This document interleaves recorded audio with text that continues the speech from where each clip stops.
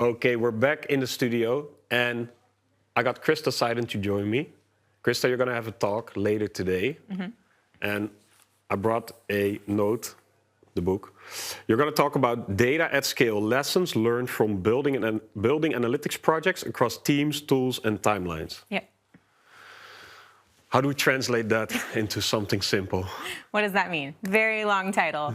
It's basically how, as an agency or consultancy, you can find success working in enterprise organizations. So how you come in, how you can, use the processes, the tools, everything to set up a successful analytics infrastructure or whatever your project might be, and tips and lessons about how to navigate within that enterprise organization, because not everybody's worked in an enterprise. It's often fairly different than a small business. A lot more process, a lot more rules, and that can trip up a lot of agencies, consultancies, smaller players especially. So hopefully there's some great tips for people to take away. Yeah. Well, so for context, you and I, we collaborate. So we have been working with you on a large enterprise client. That's right. We've had a lot of challenges, exciting challenges, learnings. So a lot of the... A lot of learning moments. Exactly. From your point of view, what is the top thing that people underestimate before they start working with an enterprise, with a large organization? Yeah, I think that the thing that I've seen across not just our current project, but every large enterprise I've worked in, and if we back up, pretty much my whole career has been in large enterprises. I was in-house as a practitioner at Adobe, and then at the Apollo Group and at Google, I was a practitioner there for years before I transitioned over to the vendor side. So I have a lot of in-house practitioner experience. And I think people, especially coming in who don't have as much experience, really, really underestimate the bureaucracy of a large enterprise. There's just a lot of red tape. And it's not like red tape for the sake of red tape, but it's because these companies have big and disparate teams. They have privacy teams and, cloud advocacy teams and security teams, and they all have to work together in order to be able to onboard you to do a project or give you the right permissions so that you can access the right tools. And people who haven't worked in those environments or who are used to smaller environments where they can be a lot more fast and agile and, oh, I need access to that, no problem, I can just go at it myself. It can trip people up how long it can take to get simple access to a tool. Yeah, I think for us, we are very much hands-on technical, and for us, it's basically a new role that we didn't know even existed, which is you need to understand the technical aspects, but you need to also be able to navigate the human aspects or the organizational aspects of it. I think this is where you really get the role of a technical project manager, right? It's so key in big projects like this. And I think we've been fortunate in our project on the client side to have some in-house technical project managers.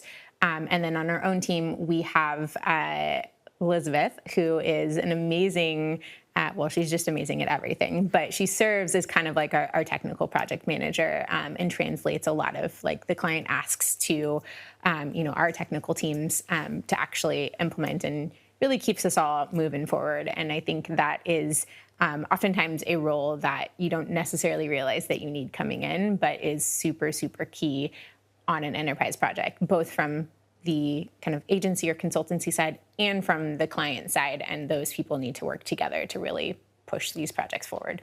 Yeah. So looking back, what would we have done differently?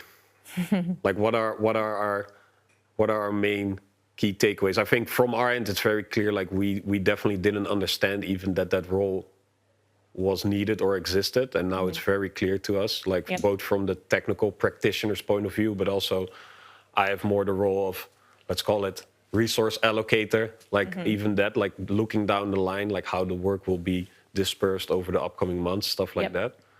What are other main takeaways on your end? I think, one of our teammates was mentioning this to me earlier. I think one of the key things that we didn't really have the right way to ask for it, or because we kind of approached the project that we're currently working on from two different places. We came in starting with doing a GA4 implementation. Now we're working with them on a kind of whole data warehousing project for a retail media network. And those are two very different teams within this large organization. And so we started one way and then tried to apply a lot of those things over to the other side, and they're different teams and didn't really work. So I think asking from the client side to have very clear ownership over who is the person that we talk to for access, who's going to own all of that, who's going to make sure that we get everything that we need. We'll provide a list, they provide the access, and they do the work internally on the client side of going to all the different teams and making sure everybody is ticking those boxes.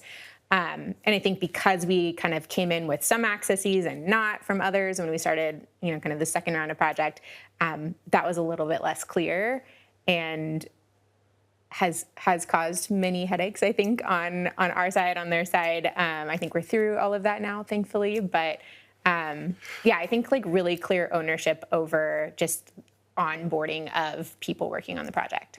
Yeah, I think one thing that you also mentioned just now is checkboxes, right? So which it always feels very cumbersome, those checklists, right? And especially when you work with small to medium-sized companies and they're like, here's our GCP account, you get admin access, you're just good to go, right? Yep. That's definitely not the case at an enterprise, and it shouldn't be, right? Rightfully so, they should be very careful with their data and how they handle all of that. But that is also really the amount of the value of a checklist becomes apparent at that moment, and there's a very clear tipping point when it's useless or very useful. And I think we've come up with a number of checklists throughout our projects together. That looking back would have been super valuable to have up front. But it was a learning process on our side too. So talking about upfront, you are the one who inspired me to go down the path of statements of work, SOWs. What are your takeaways on that front? So I'm going to talk about this in my talk later, but I cannot stress enough the importance of building in safety and guardrails into the SOW. And that's for both you as the consultancy or the agency, and also for the client, right? You want it to be very well defined so that as you're, handing over a deliverable, essentially you can check that box in the SOW.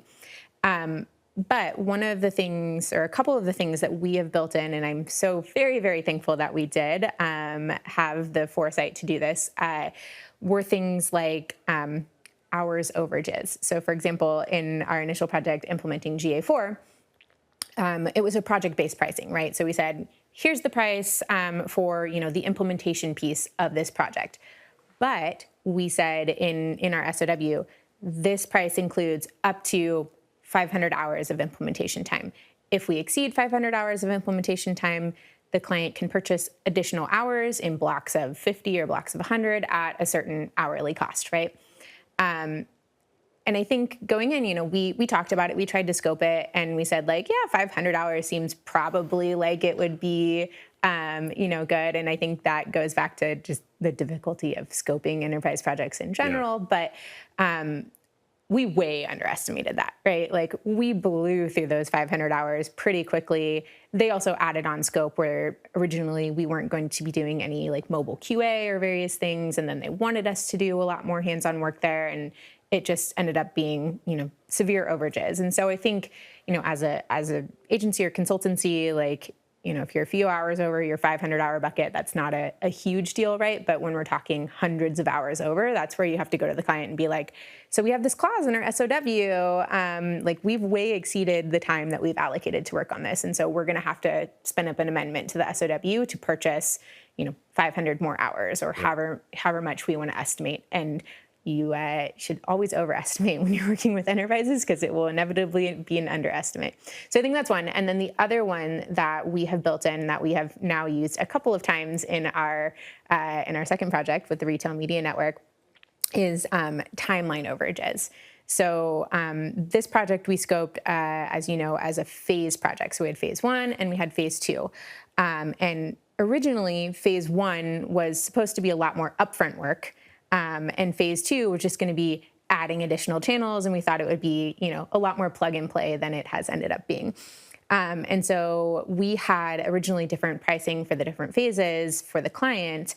And essentially we were like, okay, so phase 1 is going to be like this monthly cost. And then because we'll have built-in knowledge, like phase 2, we will charge you a little less per month. And then inevitably timelines changed. Phase 1 dragged on,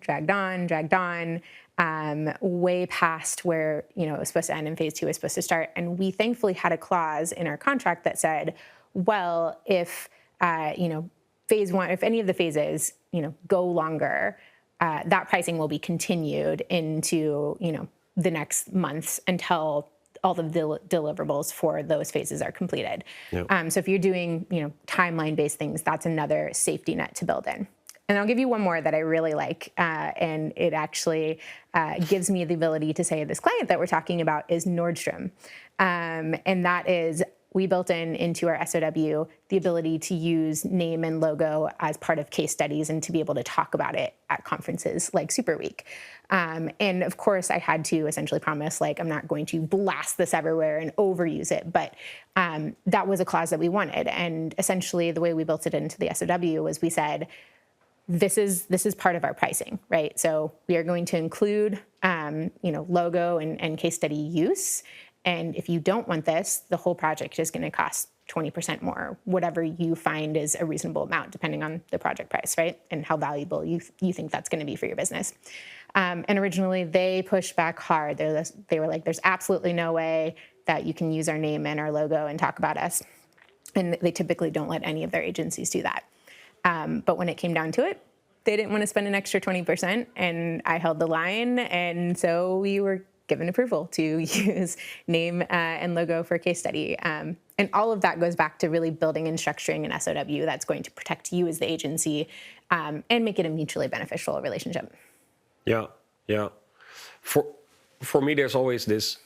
So what you just mentioned, right? Scoping is always imperfect by definition, right? And I think this goes for small or large company, but the larger the company, the more likely you misscope because there's more stakeholders, the project becomes bigger, smaller, whatever. Yep. But it's kind of a necessary evil, right? Like in the ideal world, you would have a partnership with a client, and you would be okay. We just go into a retainer, and then we will just have we will be flexible. We will work with you. Yep. But yeah, that's very hard to achieve with a client, if even possible. Yep. But to what extent do the actual deliverables in the SOW matter versus the rest of the SOW, if you get what I mean? Because if you understand that they are very likely going to change, right? So, I mean, that's a great point. As you well know, our deliverables for these projects have changed drastically throughout the project. And we have actually been in the process of writing an SOW amendment to essentially true up the SOW for the deliverables to make sure that what we have in there in the amendment is what we're actually going to deliver. And that is super, super important, because if you have it in your SOW and you have signed this contract with the client saying, this is what I'm going to deliver for this price, if you do not deliver on that, even if things have changed, if that is what is in the contract, they can hold you to it. And so to protect yourself, it's super important that if things do change, get an amendment signed with the client so that you can really true that up and make it a reasonable contract between the two of you. Yep. And I think it's a bit of a trust thing, right? Like, how much do you trust the client as your partner, and vice versa? And I think we have a really good relationship with our team at Nordstrom, but I also know that they are very driven to get value for their dollar, and have on multiple occasions been like, well, if we go back to the SOW, like, these are the things we need to deliver on. And I'm like, yes, you're right, but XYZ has changed, so it makes that almost impossible, which is, again, why we're doing an amendment to make sure that we have the right deliverables in there. And thankfully, like, they are very willing to work with us on that, recognizing that, like, they have changed the scope a lot, and so therefore, like, we do need to update it. But it's super important. I mean, I'd throw it back to you. Like, have you seen cases in any of the clients that you work with where, like, it is more or less important, or, like, what's your thought on that? we have had client relationships where we ended up just agreeing on a retainer and let's call it a fair use policy. Yep. And those have been very enjoyable to work with. Now, I think our ethos is a little bit like we really enjoy building cool stuff for clients, like we're a bunch of nerds together. And I think that works on a small scale. I think the more serious the company becomes, yep, on the client side and on our side, the more you kind of have to deal with things like SOWs, right? If your client has a procurement department and a person's full-time job is negotiating contracts, then it's very unlikely that you're going to be in some handshake deal of like, let's make something great together. Yep. I do very much enjoy those things, and when the opportunity arises, I tend to go for them. Mm-hmm. But yeah, I do. Like I said, it's a necessary evil, an SOW. But I do see the value more. Also, I think there's a aspect to it where you try to, let's call it war game, because you try to war game what will this project look like, and you cannot predict the future. So I already know, I've been doing this for a long time. I know for sure that we cannot predict the future and we will go in a different direction. And the SOW is a best guess. Yeah, exactly. But by doing it, it kind of forces you to think through the solutions or the potential path derivations that you might get, which is actually useful. So that aspect of it is I never really realized that. I was like, let me not waste time on trying to predict something I cannot predict. Yep. But there is value to that aspect as well. I think you and I are very similar in that this is like one of our lesser favorite parts of the job. It goes very much against like who I am as a person. So it's very energy draining. Totally. Yeah. Yeah. And I'll just say, like, from the flip side, right, I've been in-house at a large company who is working with vendors, and it really depends on, the team and, their relationship with the agency or whatnot. Yeah. But I have seen SOW clauses, like, really fully enforced, and I've seen others, like, that they're like, oh, yeah, but we changed it, it's okay. Yeah. And you never know kind of what you're going to get. And generally, as the smaller company, us being, the consultancy, the agency, like, you have to protect yourself, because a big company like Nordstrom or like a Google or a Salesforce or any of these large enterprise companies that you might work with, all previous clients of Case Digital, they can squash you. And they can force, like, they have legal departments that, would run circles around you. And so if they really want to enforce something, like, there's no way around that. And so your only way to help prevent a situation like that is to have a really solid SOW. Yeah. So thinking about your talk coming up, any other topics? SOWs we covered. Mm-hmm. We covered, let's call it technical project management. Yep. Anything else? I mean, there's 10 lessons in the talk, so there's definitely other things. But I think one of the other key things that I'm going to talk about is just executive management and kind of reporting back. So our executive stakeholder, we have monthly check-ins with them, and we let them know the progress. And I always get a little bit nervous because I'm like, okay, I got to like prepare all these notes to go into this talk. I feel like I'm talking to like my boss, which kind of is, right? He's paying my bills.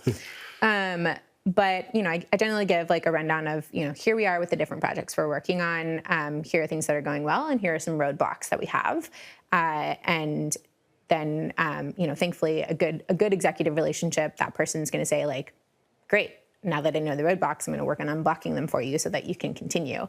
And that, thankfully, is the relationship that we have with our stakeholder in this case. And it's been really fruitful because during these conversations, it has led to the ability to expand. And I think that is a goal for any consultancy or agency is you get in the door, you do a project, what's the next thing that you can continue to do? How can you expand and get more business from them and build, really strong partnership together? And so it's in the course generally of these monthly check-ins where he'll be like, oh, well, like, can you guys help us with that? Or, yeah, I think we have like somebody else doing this, but it doesn't really make sense to me that we would have two different like agencies working on this. Like, can you, write up a suggestion for this? And that has led already to expanded business. And I think hopefully will continue to lead to more expanded business. that would be great for both of us. So I think that's one of the other big key takeaways is you got to manage up as well as managing your team and making sure the project's going. Yeah. One thing that popped into my mind as you were talking is so we are obviously remote, working remotely. Also with this client, is all, if not almost all, is a digital meeting. But the need for synchronization, Yep. I do feel there's something, I don't know, there's something to the size of the company you're working with and the need for synchronous meetings. Yep. Whether they feel super productive or not, it's just a fact of getting everybody aligned. Yep. Especially because there's multiple teams, multiple stakeholders. Yeah. Just getting them away from Slack and into a meeting to reiterate has been very useful. Super useful. And I think, part of that is just it's a very large company and they're used to a lot of, either face-to-face, like in person, they have a big office in Seattle, or, being on a call together. And the fact that we are a globally dispersed team, right? And we work across time zones, and that can be really tough, especially when you're working asynchronously with a large client that has, strong demands, like things need to move now. And so I think one of the things that we have found valuable in our working relationship, with Nordstrom here is having a couple times a week a regular check-in with them, right? Like Tuesday morning, 9:30 Pacific time, we have our end status meeting, and same thing on Thursday, and just having these regular texts where, we very much work async together, but we can get on a call and work out problems in real time with the people that we need to talk to. Yeah, yeah. Necessary evil, just like a SOW. Yeah. I think we got all of you that we needed for this part. You're going to share the rest of the 10 tips. So you shared 4, got 6 left. Okay. Good luck. Thank you. Hopefully we'll broadcast it. Otherwise, maybe we'll be broadcasted later for our YouTube viewers. And Cool. talk to you later at the conference. Awesome. Thanks.